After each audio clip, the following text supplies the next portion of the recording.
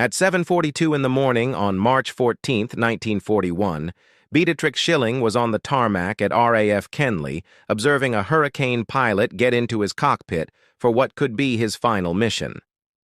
32 years old, 6 years at the Royal Aircraft Establishment, no answers to the issue that was killing her pilots. The Luftwaffe had dispatched 43 mess-mid Bf-109 fighters over the Channel that week. RAF pilots had met them in 27 distinct dogfights. 14 Hurricanes were lost, 9 Spitfires. The sequence was always identical. British pilot sees German fighter. British pilot shoves into a dive to attack. Engine fails. German fighter gets away. Or worse.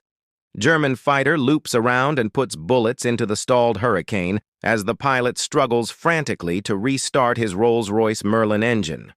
Shilling had reviewed the combat reports. She'd examined the maintenance logs. She'd spoken with pilots who'd made it through the engine failures. The carburetor flooded during negative G maneuvers. Simple physics, harsh results. When a Spitfire or Hurricane shoved into a sharp dive, fuel rushed to the top of the float chamber. The jet was starved. The engine cut out for 1.5 seconds.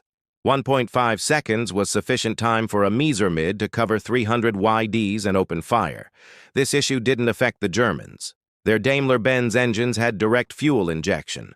No float chamber, so no flooding. Bf-109 pilots could dive, climb, roll, or fly inverted without the engine faltering for even a moment. This offered them a critical edge in all engagements. British pilots were aware. German pilots took advantage. Squadron commanders flagged it. And the Royal Air Force was losing veteran pilots more quickly than training schools could supply new ones. Shilling had been working on the issue for 11 months. The engineering teams at Rolls-Royce were developing a pressure carburetor, a real solution, a total redesign of the fuel supply system. However, the pressure carburetor was not expected until 1943, possibly 1944. The war waited for no one. The pilots couldn't wait. Each morning, young men got into Spitfires and Hurricanes, aware their own engines could be lethal before the Germans had an opportunity. Squadron leader Davies went by Shilling, heading to the Hurricane.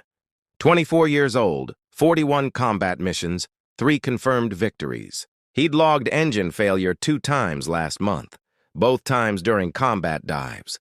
Both times he'd pulled through by sheer chance and 3,000 hours of training. He gave Shilling a nod. She returned it. He was unaware she was the carburetor expert from Farnborough. He likely assumed she was a secretary for someone. If you want to learn how Shilling's innovation rescued RAF pilots, please click that like button. It assists us in spreading more lost tales from the war.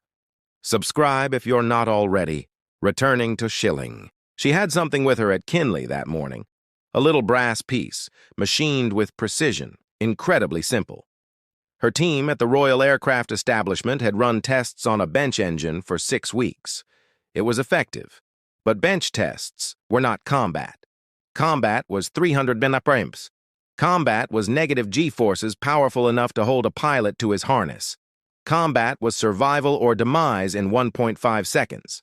Shilling went to her Norton motorcycle. Her leather bag held the brass restrictor, and a strategy that would either rescue the Royal Air Force or finish her career at Farnborough. By midday, she would have the answer. The carburetor issue began in July 1940. The Royal Air Force had moved to 100-octane fuel. More octane allowed more boost. More boost delivered 1310 horsepower from the Merlin engine, up from 1100. The Spitfire Mark II could reach 370 mmlrp in level flight, quick enough to intercept measurement 109s. But the Skinner's Union carburetor couldn't manage the negative G-forces produced by high-speed combat maneuvers. Shilling knew carburetors better than anyone at Farnborough. She started at the Royal Aircraft Establishment in November 1939, a month after war began. In the engine department, she was one of 2 females. The other female was a secretary. Shilling was principal technical officer, responsible for carburetor research and development. The majority of men she worked with had never encountered a female engineer. A few didn't think women had a place in engineering. Shilling was indifferent to their beliefs. She was focused on keeping pilots alive. She was raised dismantling engines. At 14, she purchased her first motorcycle, a Norton. She'd taken the two-stroke engine apart to its basic components, understood each part's function, and then reassembled it. At 25, she'd raced that Norton at Brooklands, averaging 106 miles, quick enough to get the British Motorcycle Racing Club Gold Star. Just 3 women in history had received that award. Shilling was the second. Racing taught her how engines failed when stressed. High G turns, quick acceleration, sharp lean angles. She'd learned to sense an engine's needs before the dials showed her. That instinct had made her the foremost carburetor expert in Britain. And now British pilots were perishing because their carburetors couldn't cope with combat stress. The answer had occurred to her in January. Simple physics. The float chamber flooded because fuel could flow freely when gravity reversed. What if the flow was restricted? Not entirely, but just enough to stop flooding. The engine would still receive fuel, just not an excess of fuel. A brass disc with a hole of precise calculation in its center. Fit it in the fuel line preceding the carburetor. Cap maximum fuel flow at slightly under what the engine required at full throttle. She'd made the first restrictor herself. Brass thimble form, 125 in across. The hole in the middle was 0.04 in. Those measurements were critical. Too big and the carburetor would still flood. Too small and the engine would choke at full power. She'd tried 17 different sizes before discovering the correct one. Then she'd made the design simpler. A flat washer was simpler to produce, simpler to fit, simpler to replace if it got damaged. Bench tests proved it was effective. The restrictor stopped flooding under simulated negative G states. But bench tests were not combat. She had to test it on a real aircraft under real combat states. The issue was obtaining authorization. Fitting unapproved modifications on RAF fighters breached about 40 different rules. If the restrictor failed in battle and a pilot was killed, Shilling would face court-martial, perhaps prison. She opted to bypass authorization and seek forgiveness later. That morning at Kenley, she carried 6 restrictors in her bag and one highly cooperative ground crew sergeant who owed her. Sergeant William Cooper had serviced Merlin engines for 3 years. He'd watched 19 pilots die from engine failures. He made no inquiries when Shilling presented him the brass washer. He just gave a nod and grabbed his toolkit. The Hurricane was on the dispersal pad. Pilot in, engine warming, 20 minutes to takeoff. Cooper moved quickly. He uncoupled the fuel line from the pump to the carburetor. The restrictor fit into position. He welded it using a small butane torch, 1 minute of effort. The change wasn't visible if you didn't know where to check. Shilling inspected the weld. Tidy, strong, expert. Squadron leader Davies would fly using the restrictor. He was unaware of it. Shilling hadn't informed him, nor the squadron commander, nor anyone else but Cooper. If the restrictor failed and Davies perished, no paper trail would exist, no approval forms, no test records, just a dead pilot and a brass washer that was not supposed to be there. The Hurricane's Merlin engine thundered to full power. Davies completed pre-flight checks. Oil pressure fine, coolant temperature fine, magnetos firing on all 12 cylinders. He disengaged the brakes. The Hurricane moved forward, built up speed, took off. Shilling observed it ascend. 800 FT, 200 FT, 2000 FT, the Hurricane turned south toward the channel.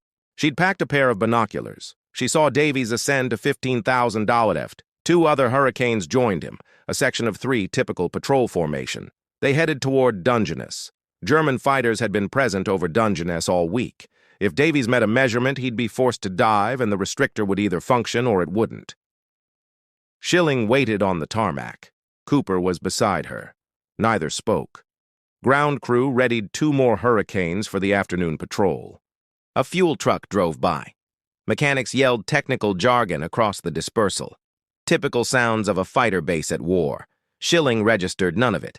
She was computing fuel flow rates mentally. 04 in. Max flow at full throttle. Negative G duration, 1.5 seconds. The arithmetic worked, but arithmetic wasn't combat. 40 minutes went by, an hour.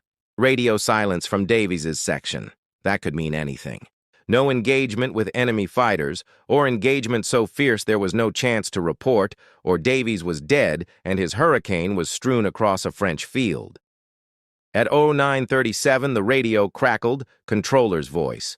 3 Hurricanes approaching, 2 minutes away. Shilling lifted the binoculars. She spotted them. 3 dark forms in the morning sky. All 3 planes. No losses. The Hurricanes joined the circuit. Davies landed first.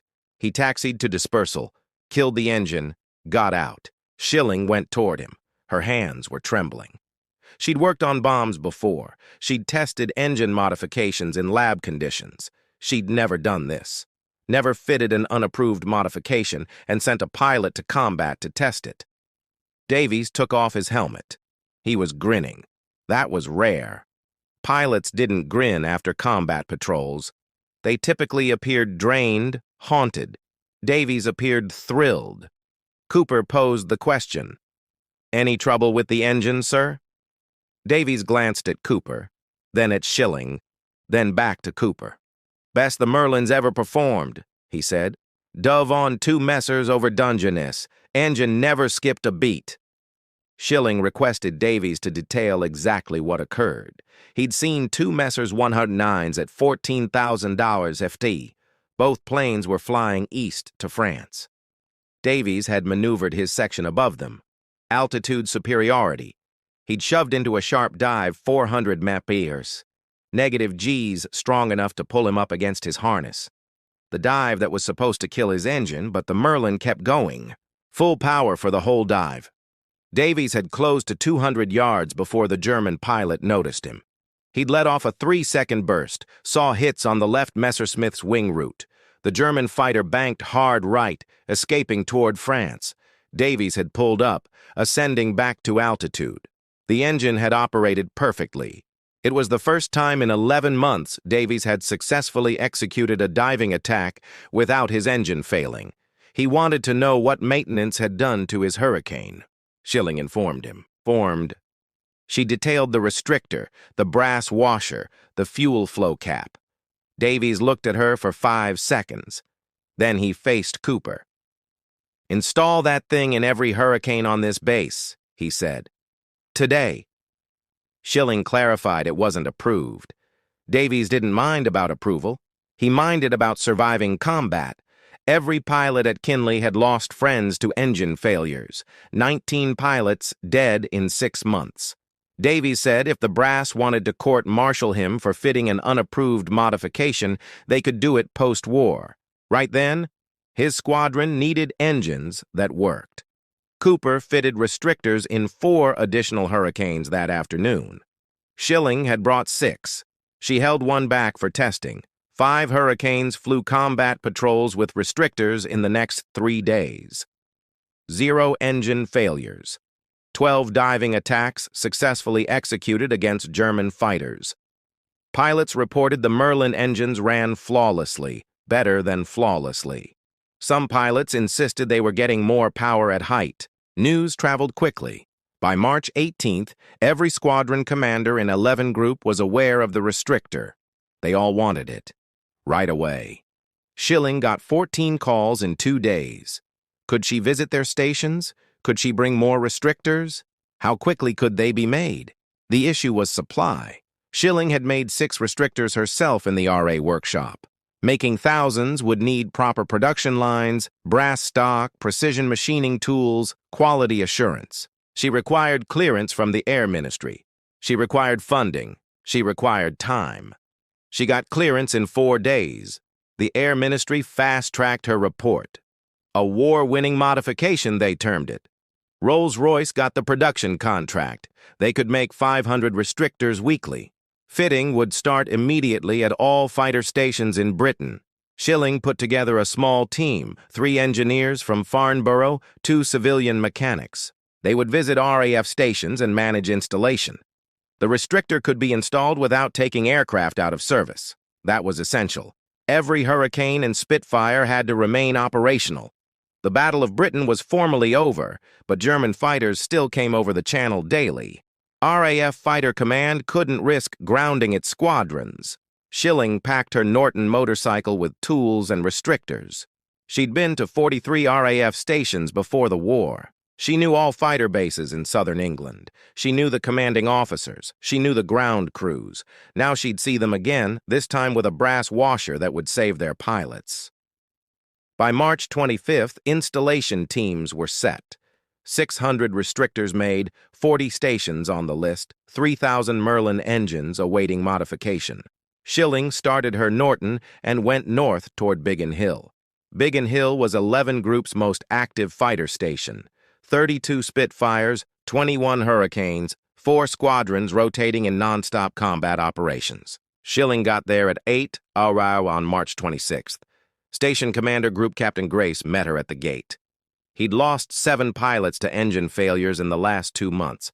He wanted the restrictors fitted right away. The ground crews worked in turns, 4 aircraft at once. Each fitting took 12 minutes. Uncouple fuel line, weld restrictor into place, recouple line, check for leaks. The welding needed to be flawless.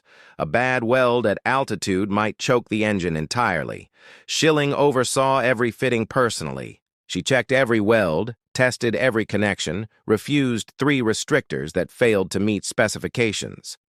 Pilots observed the modifications with keen interest. Flight Lieutenant James Lacey had 41 combat missions. He'd had engine failure 2 times, both times at critical points in dogfights.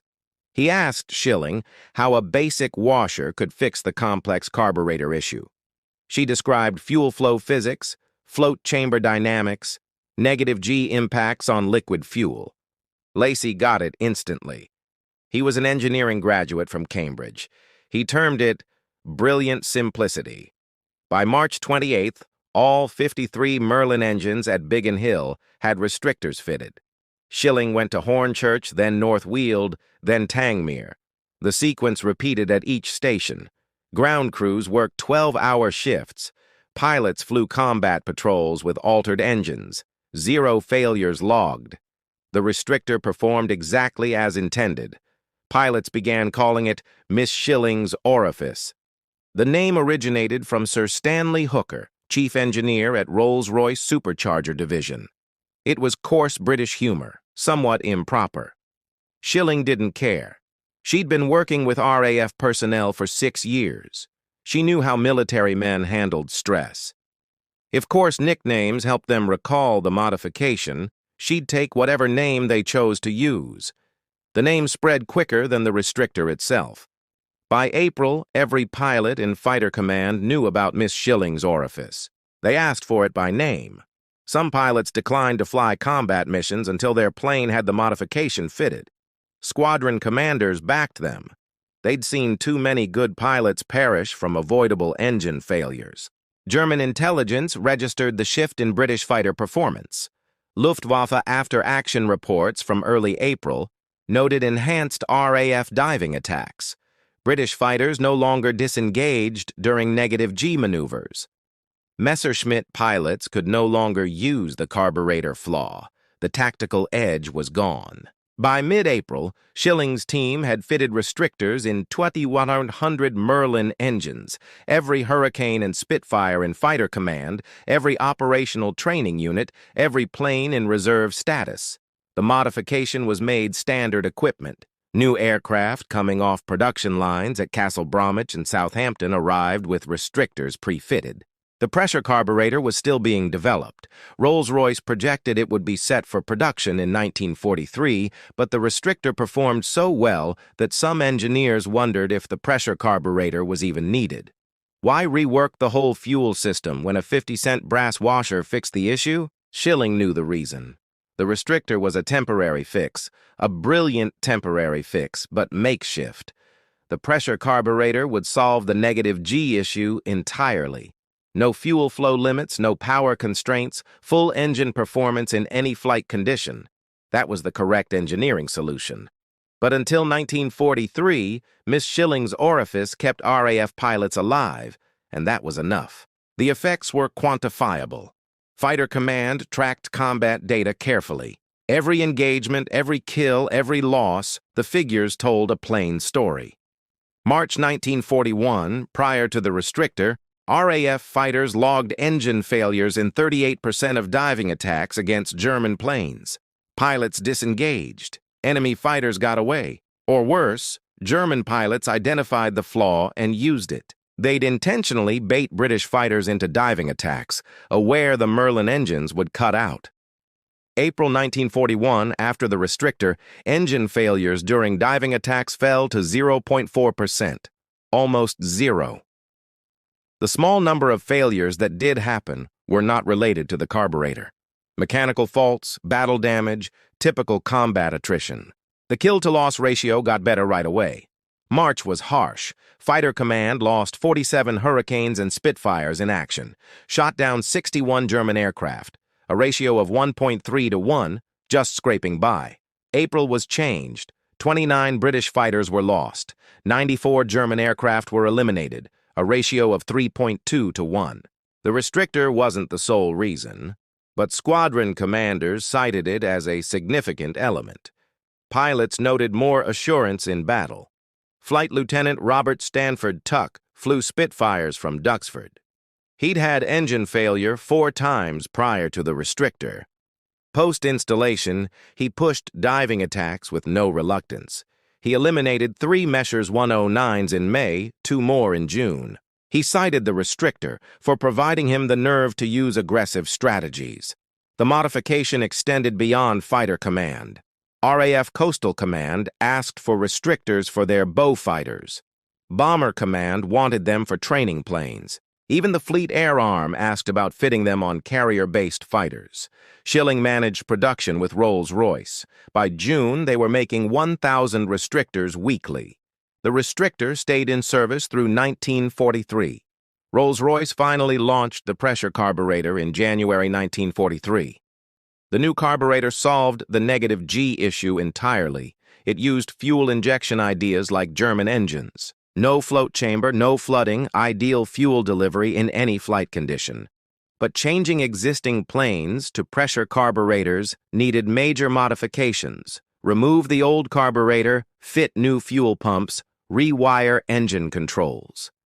Each change took 8 hours. During those 8 hours, the plane couldn't fly combat missions. Fighter Command couldn't risk grounding squadrons for long maintenance, so they retained the restrictors. Many planes flew with Miss Shilling's orifice until 1944, some to the war's end. New production Spitfires and Hurricanes got pressure carburetors, but older planes kept their restrictors. Pilots trusted them.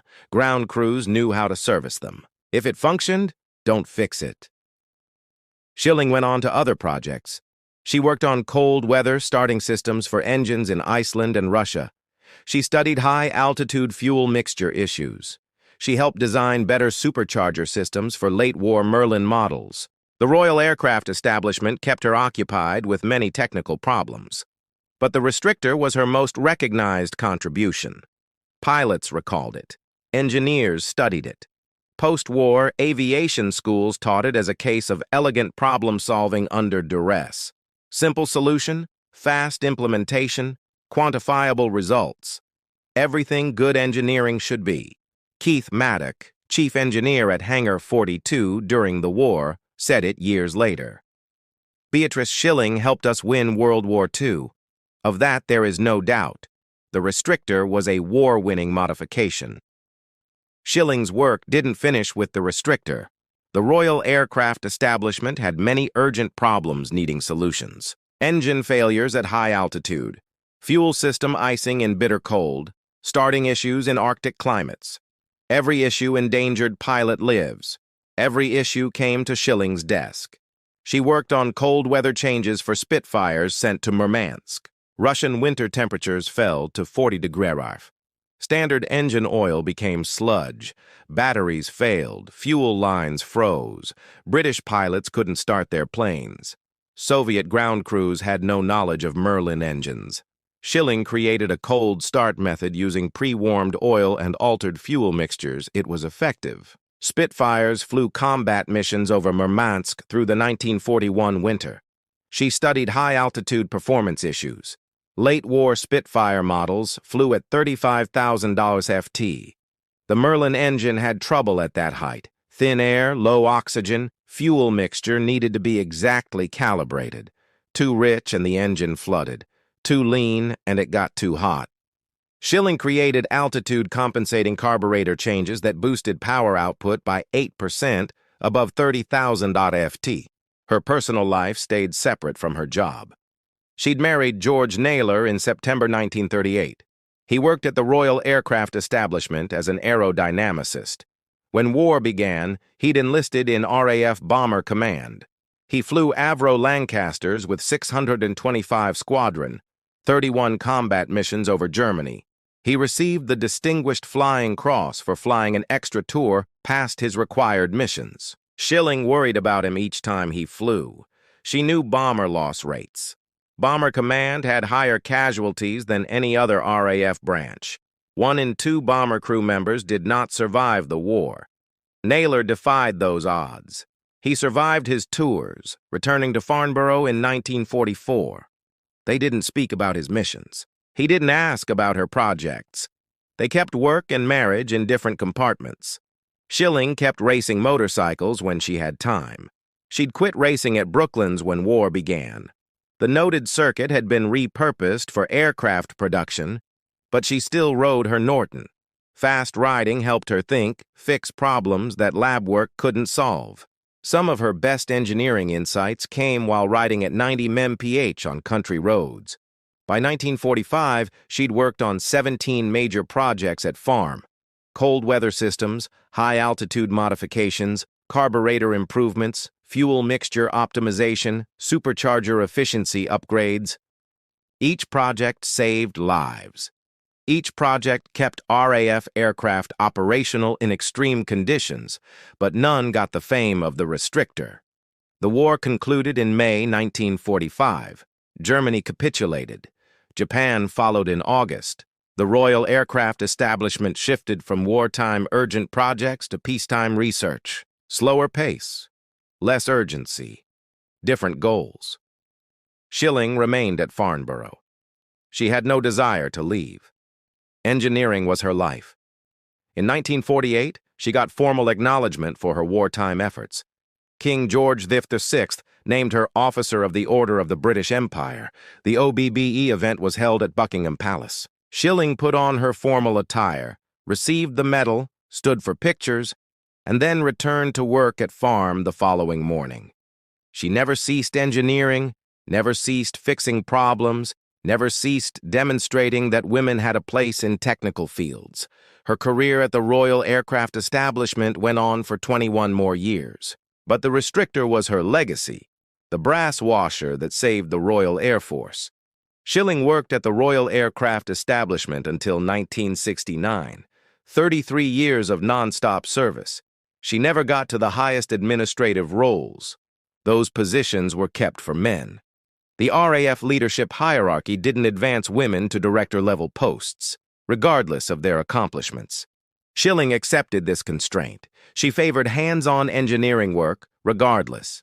Lab testing, field modifications, actual problems with actual solutions.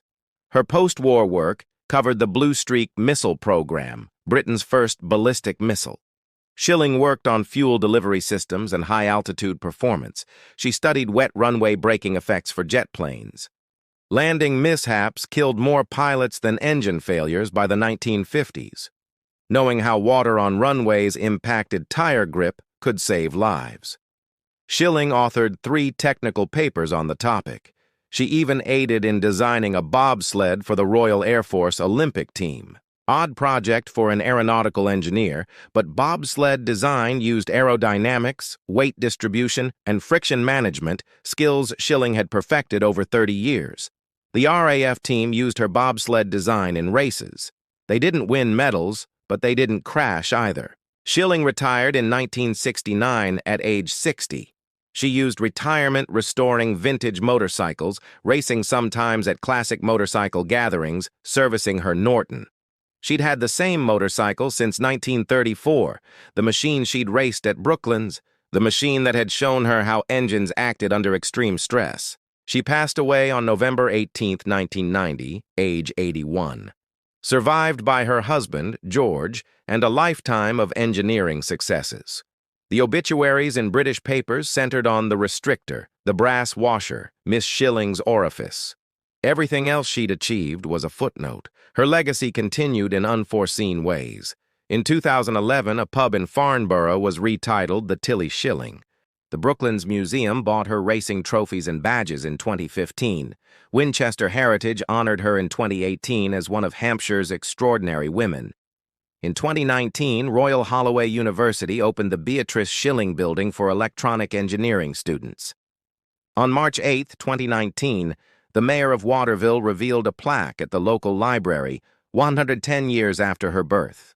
The restrictor itself became a case study. Engineering schools globally studied it. Simple answer to a complex issue. Fast implementation under wartime duress. Quantifiable, life-saving effects. Everything good engineering should accomplish. Some universities kept original restrictors on view. Small brass washers in museum displays. Reminders that elegant answers don't need complexity. If this tale affected you as it affected us, do me a kindness. Press that like button. Each like instructs YouTube to present this tale to more viewers. Press subscribe and activate notifications. We are saving lost tales from old archives daily. Tales of engineers who saved lives with brass washers and clever thought. Real individuals. Real courage. Post a comment right now and say where you're viewing from. Are you viewing from Texas, Germany, United States, Japan? Our community spans the whole globe. You're not only a viewer, you're involved in keeping these memories going. State your location. State if anyone in your family served. Simply inform us you're here. Thanks for viewing, and thanks for ensuring Beatrice Shilling doesn't fade into obscurity. She merits being remembered, and you're assisting in that.